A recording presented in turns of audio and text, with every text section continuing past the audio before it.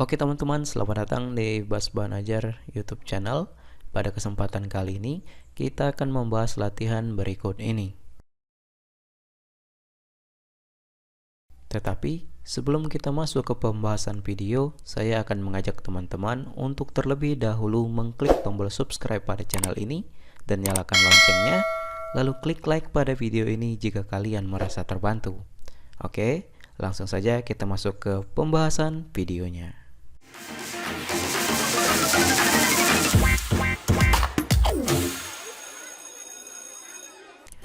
Oke teman-teman, kali ini kita akan membahas pembelajaran 4 atau latihan yang ada di pembelajaran 4 dari mulai dari halaman 33 ini, ayo berdiskusi, sampai dengan halaman terakhir yaitu halaman 36.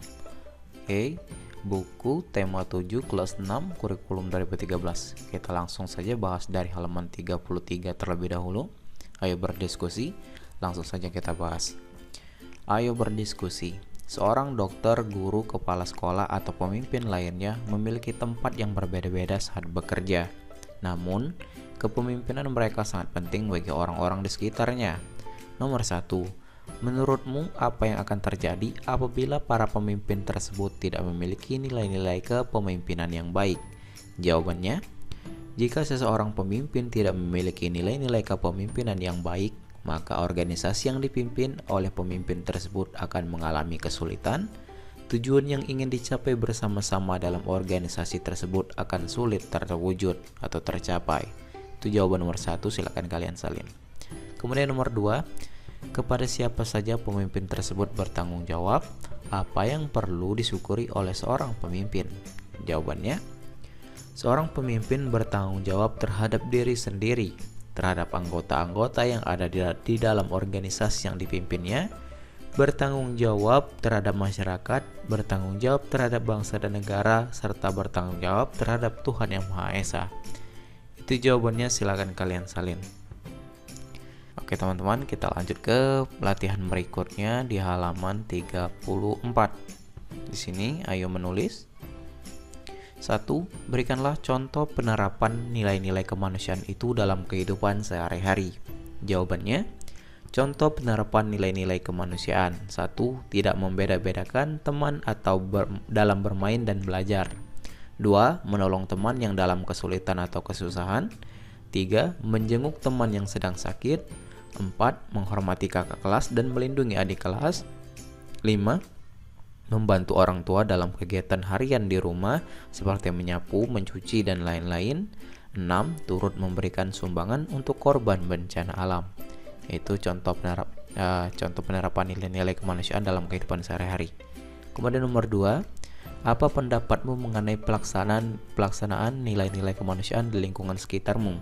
Jawabannya, pelaksanaan nilai-nilai kemanusiaan di lingkungan sekitar saya sudah berlangsung dengan baik, walau ada beberapa hal yang perlu ditingkatkan, seperti kesadaran warga dalam menyumbang korban bencana, kepedulian terhadap tetangga yang ditimpa kesusahan.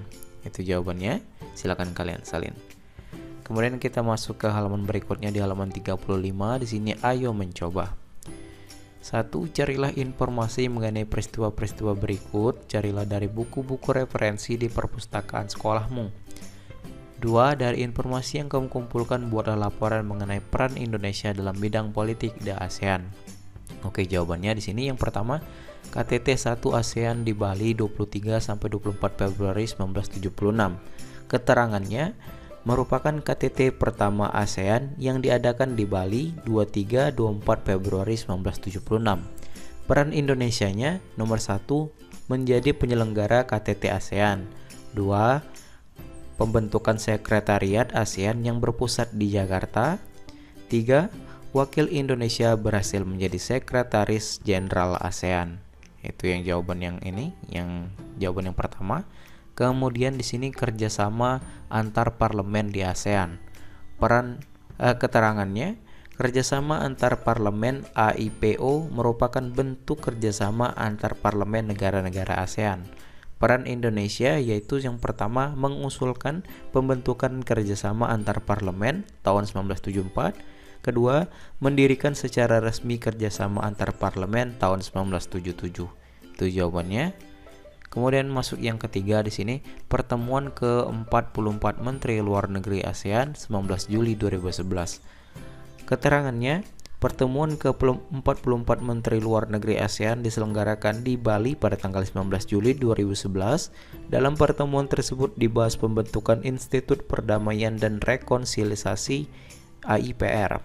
Peran Indonesia, yang pertama menjadi tuan rumah ke-44 Menteri Luar Negeri ASEAN. Kedua, Menteri Luar Negeri Indonesia memimpin pertemuan ke-44 Menteri Luar Negeri ASEAN 19 Juli 2011. Itu jawabannya, silakan kalian salin. Kemudian kita lanjut lagi ke halaman berikutnya. Di sini ada ayo berdiskusi. Pada pembelajaran 3, kamu telah mengidentifikasi hal-hal pokok dalam teks pidato. Bersama kelompokmu carilah satu teks pidato. Selanjutnya, identifikasilah hal-hal pokok dalam pidato tersebut. Ingatlah untuk selalu menuliskan kosakata dalam bentuk baku. Kemudian bacakan hasil diskusi kelompokmu di depan kelompok lain-lain. Oke, di sini saya akan berikan satu contoh pidato berikut dengan salam pembuka, inti, penutup, dan salam penutupnya. Oke, jawabannya sebagai berikut. Bisa kalian lihat gambarnya di sini. Oke, untuk salam pembukanya yaitu Assalamualaikum warahmatullahi wabarakatuh. Selamat pagi, salam sejahtera bagi kita semua. Kemudian pembukanya, puji dan syukur kita panjatkan kehadirat Tuhan Yang Maha Esa karena telah melimpahkan rahmat dan karunia-Nya sehingga kita dapat hadir dan berkumpul di sini. Pada kesempatan kali ini saya akan menyampaikan pidato tentang manfaat teknologi. Kemudian inti pidatonya, pada saat ini sudah banyak teknologi canggih yang diciptakan untuk mempermudah cara hidup kita. Sampai dengan paragraf, baik buruknya teknologi itu sendiri tergantung kepada orang yang memanfaatkannya. Saya berharap kita dapat memanfaatkan teknologi itu sesuai dengan manfaat dan tujuan teknologi itu sendiri dibuat, supaya tidak terjadi penyalahgunaan yang dapat merugikan kita sendiri dan orang lain. Kemudian penutupnya, demikianlah pidato ini saya sampaikan. Semoga dapat bermanfaat bagi kita semua. Mohon maaf bila ada salah kata. Dan terakhir, salam penutupnya, wabillahi taufiq wal hidayah. Assalamualaikum warahmatullahi wabarakatuh. Itu contoh pidatonya, silakan kalian buat pidatonya atau salin. Stop videonya, silakan salin pidatonya berikut juga dengan nomornya sebagai tanda pembuka, salam pembuka, inti, penutup, dan salam penutup. Kita lanjut berikut ke ayo renungkan. Pengetahuan apa yang aku pelajari hari ini? Jawabannya yaitu nilai-nilai yang terkandung dalam sila kedua Pancasila, peran Indonesia dalam bidang politik di ASEAN, dan unsur-unsur pokok pidato. Kedua, keterampilan apa yang aku latih hari ini? Yaitu menuliskan hasil identifikasi. Ketiga, sikap apa yang aku kembangkan hari ini? Jawabannya, teliti dan menghargai perbedaan pendapat. Keempat, apa yang dapat aku berikan kepada lingkungan dengan pengetahuan, keterampilan, dan sikapku? Jawabannya, dengan keterampilan dan sikap yang saya miliki, saya akan menerapkan nilai-nilai yang terkandung dalam sila kedua Pancasila. Itu jawabannya, silakan kalian salin. Kemudian kerjasama dengan orang tua. Bersama orang tuamu, identifikasilah penerapan nilai-nilai kemanusiaan yang dapat kamu lakukan di lingkungan keluarga. Tuliskan dalam bentuk tabel seperti berikut. Oke, jawabannya, penerapan nilai-nilai kemanusiaan. Yang pertama, menghormati orang tua yang telah membesarkan dan merawat kita. Kedua, mematuhi nasihat dan larangan orang tua yang telah membesarkan dan merawat kita. Ketiga, menjaga nama baik di keluarga kita, baik di luar maupun di dalam rumah. Keempat, menghormati yang lebih tua atau teman sebaya kita sehingga tidak terjadi pertengkaran dalam lingkungan kita. 5. Tidak ikut serta dalam mencampuri urusan orang lain dalam keluarga kita, misalnya kakak. 6. Mengembangkan rasa cinta antar keluarga, baik hubungan antara kakak dan adik sepupu, adik kandung, dan juga keluarga kita yang lain. Itu jawabannya. Untuk kerjasama dengan orang tua, silakan kalian salin. Dan mungkin sampai sini saja untuk pembahasan kali ini. Jika ada jawaban yang kurang jelas, silakan kalian tanyakan di kolom komentar di bawah. Saya akhiri video ini dan sampai jumpa di latihan berikutnya.